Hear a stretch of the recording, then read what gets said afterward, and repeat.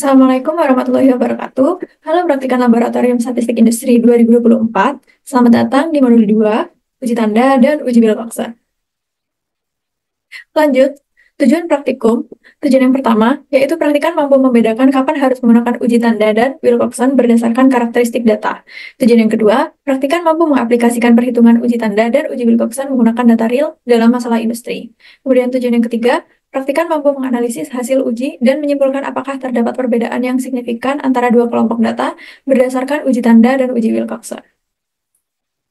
Masuk dalam sebuah statistika non-parametrik, statistika non-parametrik merupakan metode statistik yang dapat digunakan dengan mengabaikan asumsi-asumsi yang melandasi penggunaan statistik parametrik, yaitu tidak mensyaratkan bentuk sebaran parameter populasi berdistribusi normal. Statistik non-parametrik juga disebut dengan statistik bebas distribusi atau uji bebas asumsi. Uji statistik non-parametrik dapat digunakan untuk menganalisis data yang berskala nominal atau ordinal karena umumnya data berjenis nominal dan ordinal tidak berdistribusi normal. Statistik non-parametrik umumnya digunakan untuk data berjumlah kecil atau N kurang dari 30. Kemudian lanjut, pedoman penggunaan statistika non-parametrik. Ada 3 pedoman penggunaan statistika non-parametrik. Yang pertama yaitu pedoman statistik non-parametrik uji satu sampel. Nah, untuk contoh-contoh uji dalam pedoman statistik non-parametrik uji satu sampel ada uji binomial, uji Kolmogorov-Smirnov, dan uji RAN. Kemudian pedoman yang kedua yaitu pedoman statistik non-parametrik uji dua sampel, di mana dalam pedoman statistik non-parametrik uji dua sampel ini dibedakan menjadi independen dan dependen. Untuk contoh independen ada uji Fisher-Exact dan uji Mann-Whitney. Sedangkan untuk contoh uji pada dependen ada uji tanda dan uji Wilcoxon. Kemudian pedoman yang ketiga yaitu pedoman statistik non-parametrik uji lebih dari dua sampel. Dan pedoman yang ketiga ini juga dibedakan menjadi independen dan dependen. Untuk contoh uji independen ada uji Kruskal-Wallis, sedangkan untuk contoh uji dependen ada uji Friedman. Lanjut, ada materi uji tanda. Nah, uji tanda adalah uji statistik non-parametrik untuk dua sampel terkait atau dependen yang digunakan untuk memeriksa signifikansi kedua perlakuan. Uji tanda mensyaratkan kondisi bahwa pasangan sampel data yang bersesuaian memiliki dua nilai. Selisih nilai pada kedua kondisi tersebut ditunjukkan dengan tanda plus atau minus. Uji tanda menggunakan data dari skala ordinal. Lanjut, kondisi pada uji tanda.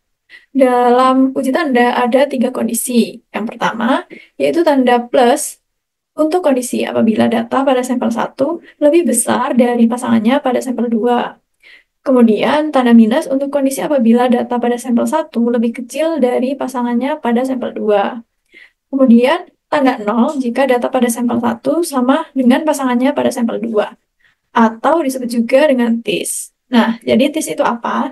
TIS itu kondisi di mana data pada sampel 1 sama dengan data yang ada pada sampel 2. Kemudian masuk pada syarat-syarat uji tanda.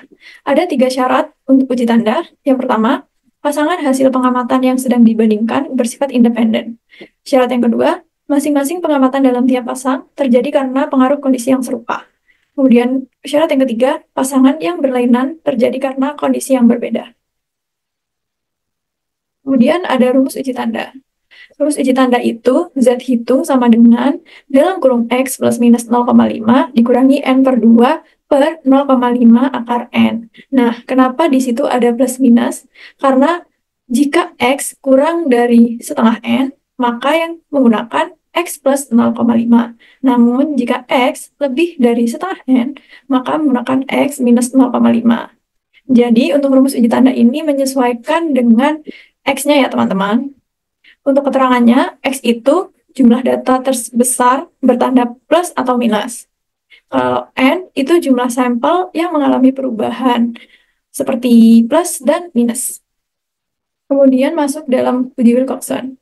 Wilcoxon Sign and Rank Test merupakan uji non-parametrik yang digunakan untuk mengukur perbedaan dua kelompok data berpasangan berskala ordinal atau interval atau rasio dengan asumsi normalitas dalam data yang tidak terpenuhi atau tidak normal. Wilcoxon Sign and Rank Test merupakan alternatif dari uji paired sample t-test.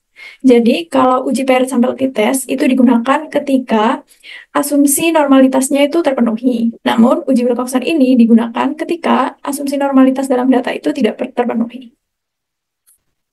Lanjut, Ada dua asumsi dalam uji Wilcoxon. Asumsi yang pertama yaitu variabel dependen berskala data ordinal atau interval atau rasio tetapi berdistribusi tidak normal. Asumsi yang kedua, variabel independen terdiri dari dua kategori yang bersifat berpasangan. Lalu masuk dalam rumus uji Wilcoxon, di mana Z sama dengan T dikurangi mu T per sigma T. Nah, dari rumus tersebut bisa dijabarkan lagi, di mana rumus untuk mu T itu sama dengan N dalam kurung N plus 1 per 4.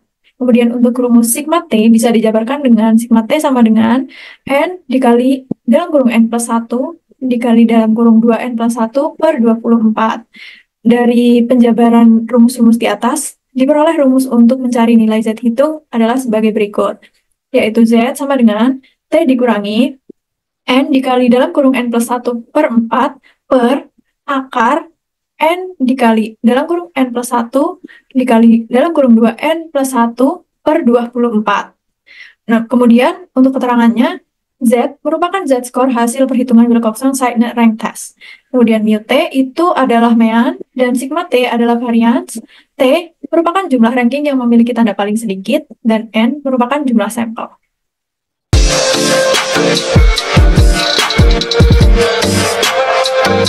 Baik teman-teman, kemudian kita lanjut pada soal praktikum, di mana pada modul 2 ini, soal praktiknya adalah sebuah perusahaan pupuk ingin menganalisis efektivitas dari pemberian diskon terhadap penjualan produk pupuk mereka.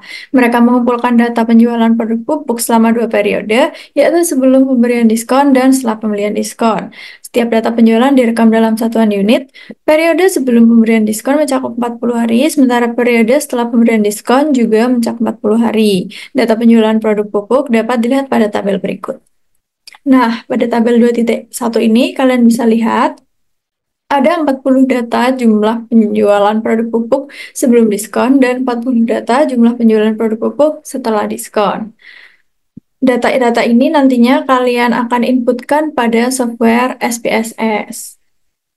Lanjut, kemudian tentukan yang pertama, apakah terdapat perbedaan yang signifikan dalam penjualan produk pupuk sebelum dan setelah pemberian diskon. Yang kedua, lakukan analisa output mengenai perbedaan tingkat penjualan produk pupuk sebelum dan setelah pemberian diskon. Oke, setelah kita mengetahui soal praktikum dan mengetahui data-datanya, lanjut saja kita running menggunakan software SPSS. Nah, karena kita tadi udah mengetahui soal praktikumnya dan kita udah dapat datanya juga, langsung aja masuk ke software SPSS dan kalian copy data dari soal praktikum dan paste di sini. Di sini udah paste dan udah dapat 40 data. Oke, sebelum kita lanjut running, sebelum itu kita rubah dulu nama variabelnya. Kita ke variable view. Dan di sini kalian akan merubah nama variabelnya sesuai dengan studi kasus masing-masing. Karena di sini aku menggunakan patokan soal praktikum, jadi aku rubah sesuai soal praktikum tadi, di mana variabel pertama yaitu variabel sebelum diskon,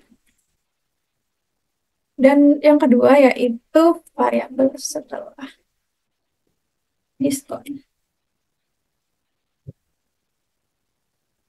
Oke, kalau udah, sedikit reminder aja. Jadi di SPSS ini, kalau kalian mau merubah nama variabel itu harus menggunakan underscore sebagai pengganti spasi. Karena kalau kalian tidak menggunakan underscore, maka akan terjadi ketidakvalidan. Lanjut, di sini kita rubah desimalnya jadi 0. Dan untuk measure-nya kita menggunakan scale. Oke, setelah seperti ini, kita kembali ke data view. Nah, karena kita tadi udah merubah nama variabelnya, dan di sini juga udah berubah jadi sebelum diskon dan setelah diskon, kita lanjut aja ke running berikutnya. Jadi di modul 2 ini kita ada 4 running di software SPSS. Yang pertama yaitu running uji normalitas, yang kedua uji tanda, yang ketiga uji Wilcoxon, dan yang terakhir yaitu uji korelasi. Oke, kita lanjut aja ke running uji normalitas. Langkah-langkahnya yaitu klik Analyze, Descriptive Statistic, klik Explore, dan di sini kalian masukin semua variabel ke dependent list. Klik Plots, centang yang normality plots with test, dan Continue. Lalu klik OK. Nah, di sini akan kalian dapatkan output dari hasil uji normalitas. Di sini yang kita akan analisis yaitu output test of normality. Nah, di sini bisa kita lihat ada dua hasil dari test of normality, ada Kolmogorov-Smirnov dan Shapiro-Wilk. Namun yang kita gunakan di modul 2 ini yaitu yang Shapiro-Wilk. Kenapa? Karena data yang kita gunakan itu kurang dari 50, sehingga bisa dikatakan masih dalam data berskala kecil. Oke, kita lanjut analisisnya. Di sini bisa dilihat, untuk variabel sebelum diskon didapatkan nilai signifikansi 0,013, dan untuk variabel setelah diskon didapatkan nilai signifikansi 0,02. Nah, dalam test of normality ini kita juga ada parameter, di mana untuk nilai signifikansi lebih besar dari 0,05 maka H0 diterima, dan apabila nilai signifikansi kurang dari 0,05 maka H0 ditolak. Nah, H0 H1-nya itu apa, Kak? H0-nya itu data berdistribusi normal dan H1 data berdistribusi tidak normal. Di sini kita bisa lihat untuk nilai signifikansi kedua variabel yang kita gunakan adalah 0,013 dan 0,020, di mana keduanya ini lebih kecil dari 0,05. Jadi bisa disimpulkan bahwa H0 itu ditolak dan H1 diterima. Nah, apa kesimpulan dari H0 ditolak ini? Maka data berdistribusi tidak normal. Kenapa di sini data harus berdistribusi tidak normal? Karena salah satu syarat dari uji Wilcoxon dan uji tanda itu harus data yang tidak berdistribusi normal. Oke, kemudian kita lanjut ke running yang kedua. Karena kita udah dapat data yang berdistribusi tidak normal, kita bisa lanjut running uji tanda. Langkah-langkahnya, klik Analyze, lalu klik Non-Parametric Test, Legacy Dialog, dan pilih yang to Related Samples. Di sini kalian masukkan variabel sebelum diskon ke variabel 1 dan variabel setelah diskon ke variabel 2. Lalu kalian pilih yang sign dicentang dan yang Wilcoxon ini kalian uncentang dulu. Kalau udah seperti ini, klik OK. Oke, jadi di sini kita udah dapat output dari uji tanda. Nah, output dari uji tanda ini ada dua, ada frekuensis dan tes statistik. Di sini kita akan analisis yang frekuensis dulu. Di sini, di frekuensis ada negative differences, positive differences, TIS, dan total. Apa sih maksudnya negative differences ini? Jadi negative differences ini berarti menandakan bahwa data yang memiliki tanda negatif. Dan positive differences itu data yang memiliki tanda positif. Dan TIS itu merupakan data yang memiliki nilai 0. Di sini kita dapatkan untuk negative differences ada 7 data, positive differences ada 28 data, dan untuk TIS kita ada 5 data. Sehingga kalau dijumlahkan dari negative differences, positive differences, dan TIS, kita dapat total data yang kita miliki tadi yaitu 40 data. Lanjut ke analisis output yang kedua, yaitu tes statistik. Nah, dalam tes statistik ini ada Z dan signifikansi. Z ini adalah hasil dari uji tanda, di mana kita dapatkan minus 3,381. Dan yang kedua ada signifikansi. Di sini kita dapat 0,001. Seperti biasa, di mana nilai signifikansi itu selalu ada parameternya. Di sini, parameternya yaitu apabila nilai signifikansi kurang dari 0,05, maka H0 ditolak. Dan apabila nilai signifikansi lebih besar dari 0,05, maka H0 diterima. Karena di sini kita dapatkan hasil signifikansinya 0,001, di mana 0,001 itu lebih kecil dari 0,05. Sehingga H0 ditolak, maka H1 diterima. Nah, H0-nya itu apa? H0-nya itu tidak terdapat perbedaan antara setelah diskon dan sebelum diskon. Sedangkan untuk H1-nya itu terdapat perbedaan antara setelah diskon dan sebelum diskon. Dari output yang kita analisis tadi, kita dapat simpulkan bahwa karena nilai signifikansinya kurang dari 0,05, sehingga terdapat perbedaan antara data sebelum diskon dan setelah diskon. Oke, kita lanjut ke running yang ketiga. Jadi di sini kita akan running uji Wilcoxon.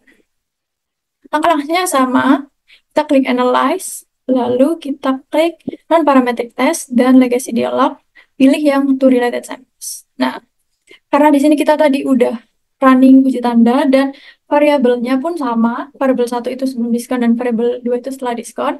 Kita tinggal mencentang yang Wilcoxon dan yang sign kita uncentang dulu. Selanjutnya klik OK. Nah, di sini kita juga dapat dua output dari running uji Wilcoxon. Yang pertama ada output ranks dan yang kedua ada output tes statistik. Lanjut kita analisis aja. Buat output ranks, di sini kita ada n, min rank, dan sum of ranks. Di sini ada negative ranks, positive ranks, tis, dan total sama seperti output dari uji tanda tadi. Di sini didapatkan negative ranks-nya ada 7 data, positive ranks-nya ada 28 data, dan tis ada 5 data. Masih sama dengan uji tanda yang tadi. Namun, di dalam Wilcoxon rank test ini ada min rank dan sum of ranks. Min rank ini merupakan rata-rata dari ranking, di mana untuk negative ranks didapatkan rata-rata dari rankingnya atau min ranknya itu 11,71. Dan untuk positive ranks didapatkan min rank sebesar 19,57. Kemudian di sini juga ada sum of ranks, di mana di sini kita dapatkan untuk negative ranks-nya sebesar 82 dan untuk positive ranks-nya sebesar 548.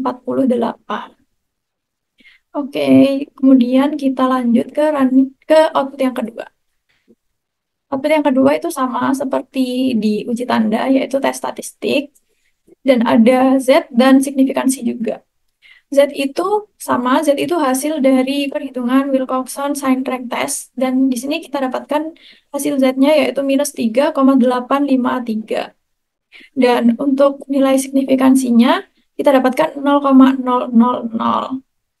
Sama seperti parameter signifikansi pada uji tanda, apabila nilai signifikansi kurang dari 0,05, maka H0 ditolak, dan apabila nilai signifikansi lebih besar dari 0,05, maka H0 diterima.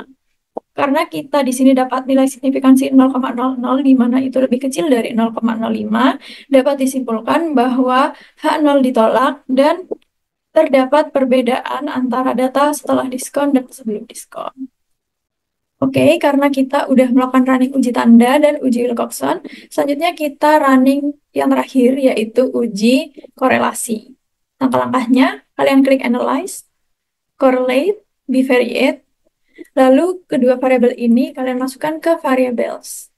Kemudian centang yang person, to tail, flex significant correlation juga dicentang. Klik OK. Baik, jadi di sini kita udah dapatkan output correlations-nya.